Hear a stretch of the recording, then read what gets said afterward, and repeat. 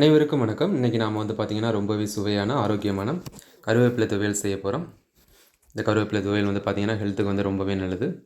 குழந்தைங்கள்லேருந்து பெரியவங்க வரைக்கும் எல்லாருமே சாப்பிட்லாம். காரம் வந்து பார்த்திங்கன்னா கொஞ்சம் கம்மியாக சேர்த்துக்கோங்க. இதுக்கு தேவையான பொருட்கள் வந்து பார்த்திங்கன்னா காஞ்ச மிளகாய், சின்ன வெங்காயம், பூண்டு, கருவேப்பிலை, கூடவே வந்து பார்த்திங்கன்னா கொஞ்சமாக புளி, தேவையான அளவு உப்பு. இந்த கருவேப்பிலை துவையலை வந்து பார்த்திங்கன்னா சூடான சாதத்தை கூட சேர்த்து சாப்பிட்டீங்க அப்படின்னா ரொம்பவே நல்லாயிருக்கும் சாப்பிட்றதுக்கு. கொஞ்சமாக வந்து நல்லெண்ணெய் அல்லது நெய் சேர்த்துக்கோங்க, ரொம்பவே டேஸ்ட்டாக இருக்கும். சரி, வாங்க எப்படி செய்கிறதுன்னு பார்க்கலாம். இப்போ நம்ம துவையல் வந்து பார்த்திங்கன்னா அம்மியில் வந்து அரைக்க போகிறோம். முதல்ல வந்து நாம் காஞ்ச மிளகாயை வந்து நல்லா அரைச்சிக்கலாம். ஏன்னா வந்து பார்த்திங்கன்னா மிளகாய் வந்து அரைக்கிறதுக்கு ரொம்ப டைம் எடுக்கும். ஸோ மிளகாயை மட்டும் நம்ம தனியாக அரைச்சிக்கலாம்.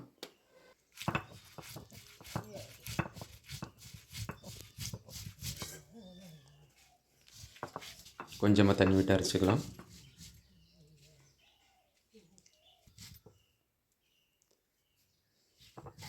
சில பேருக்கு வந்து பார்த்திங்கன்னா காரம் வந்து பிடிக்காது. அப்படியே காரம் பிடிக்காதவங்க வந்து பார்த்திங்கன்னா கொஞ்சம் கம்மியாக சேர்த்துக்கோங்க. ஸோ இப்போ பார்த்திங்கன்னா மிளகாய் வந்து ஓரளவு நல்லா அரைப்பட்டுருச்சு. இப்போ நம்ம இது கூட வந்து பார்த்திங்கன்னா கருவேப்பிலை சேர்த்துக்கலாம். கருவேப்பிலை வந்து பார்த்திங்கன்னா கொஞ்சம் கூடுதலாக சேர்த்துக்கோங்க.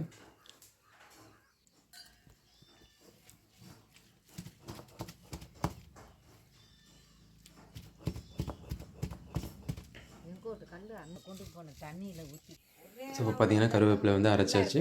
இப்போ நம்ம இது கூட வந்து கொஞ்சமாக வந்து புளி சேர்த்துக்கலாம். நீ ஃபோன் பண்ண வேண்டியா நீ கூடவே வந்து பார்த்திங்கன்னா நம்ம தேவையான அளவு உப்பு சேர்த்துக்கலாம்.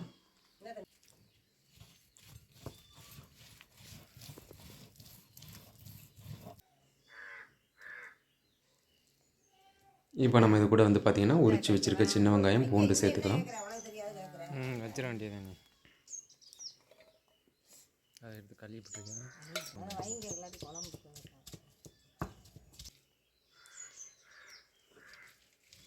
வெங்காயம், பூண்டு வந்து பார்த்திங்கன்னா நல்லா நைஸாக அரைச்சிக்கலாம்.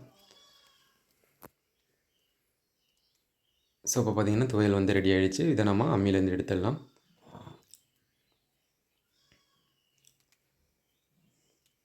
இந்த கருவேப்பிலை துவையல் வந்து பார்த்திங்கன்னா கண் பார்வைக்கு வந்து ரொம்பவே நல்லது. அதே மாதிரி பார்த்திங்கன்னா முடி வளர்ச்சிக்கும் வந்து பார்த்திங்கன்னா ரொம்பவே நல்லது.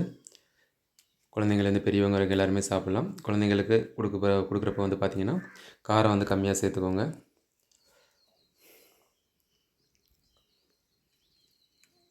ஸோ இப்போ பார்த்திங்கன்னா துவையல் வந்து ரெடி ஆகிடுச்சு. இப்போ நம்ம இதை வந்து சாதத்து கூட சேர்த்து சாப்பிட்லாம். இந்த துவையல் வந்து பார்த்திங்கன்னா நம்ம இட்லி தோசைக்கும் வந்து பார்த்திங்கன்னா சட்னியாக யூஸ் பண்ணிக்கலாம். சாப்பிட்றப்ப வந்து கொஞ்சமாக நல்லெண்ணெய் சேர்த்துக்கிட்டோம் அப்படின்னா ரொம்பவே நல்லாயிருக்கும் சாப்பிட்றதுக்கு. நீங்கள் உங்கள் வீட்டில் ட்ரை பண்ணி பாருங்கள். நம்மளோட வீடியோ பிடிச்சிருந்தது அப்படின்னா மறக்காம நம்மளோட சேனலுக்கு சப்ஸ்கிரைப் பண்ணுங்கள். முடிஞ்ச உங்களோட ஃப்ரெண்ட்ஸுக்கும் ஷேர் பண்ணுங்கள்.